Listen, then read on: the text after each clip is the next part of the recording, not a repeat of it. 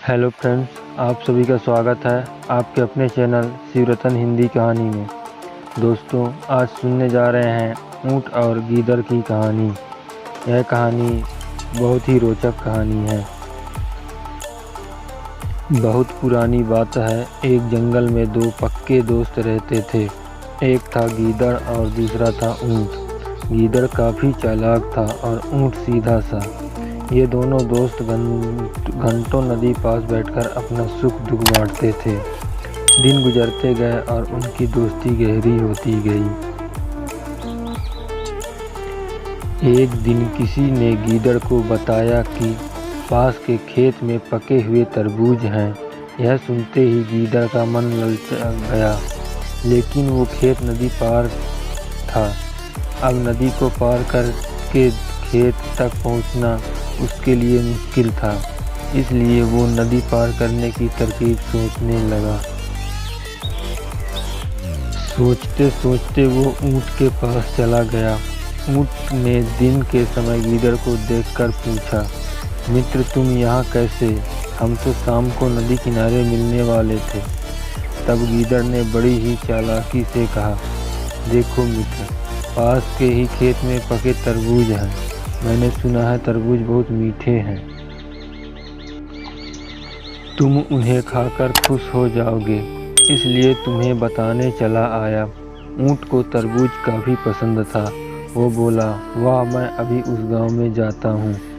मैंने बहुत समय से तरबूज नहीं खाए हैं। ऊंट जल्दी जल्दी नदी पार करके खेत जाने की तैयारी करने लगा। तभी गीदड़ ने कहा,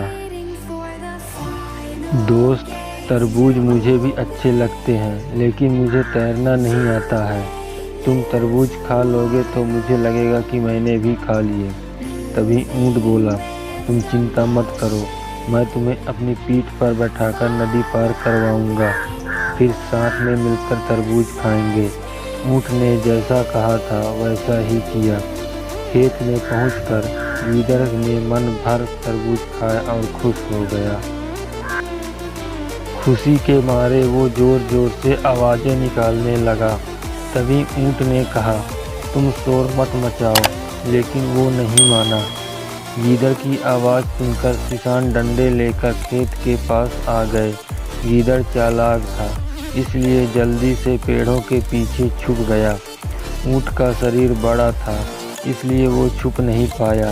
किसानों ने गुस्से के मारे उसे बहुत मारा। किसी तरह अपनी जान बचाते हुए ऊंट खेत के बाहर निकला। तभी पेड़ के पीछे छुपा गीदड़ बाहर आ गया।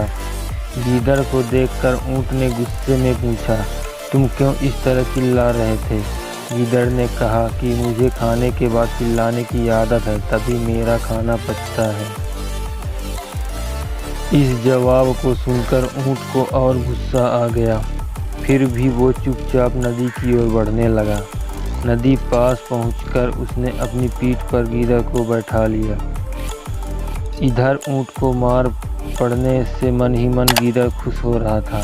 उधर नदी के बीच में पहुंचकर ऊंट ने नदी में डुबकी लगाने शुरू कर दी। गीदड़ डर गया और बोलने लगा, यह क्या कर रहे हो? गुस्से में ऊंट ने कहा, मुझे कुछ खाने के बाद उसे हजम करने के लिए नदी में डुबकी मारनी पड़ती है। गीदड़ को समझ आ गया कि ऊंट उसके किए का बदला ले रहा है। बहुत मुश्किल से गीदड़ पानी से अपनी जान बचाकर नदी किनारे पहुंचा। उस दिन के बाद से गीदड़ ने कभी भी ऊंट को परेशान करने की हिम्मत नहीं की। तो दोस्तों, इस कहानी से क्या सीख मिलती है? ऊंट और गीदड़ की कहानी से यह सीख मिलती है कि चालाकी नहीं करनी चाहिए। अपनी करनी खुद पर भारी पड़ सकती है। जो जैसा करता है वो वैसा ही भरता है।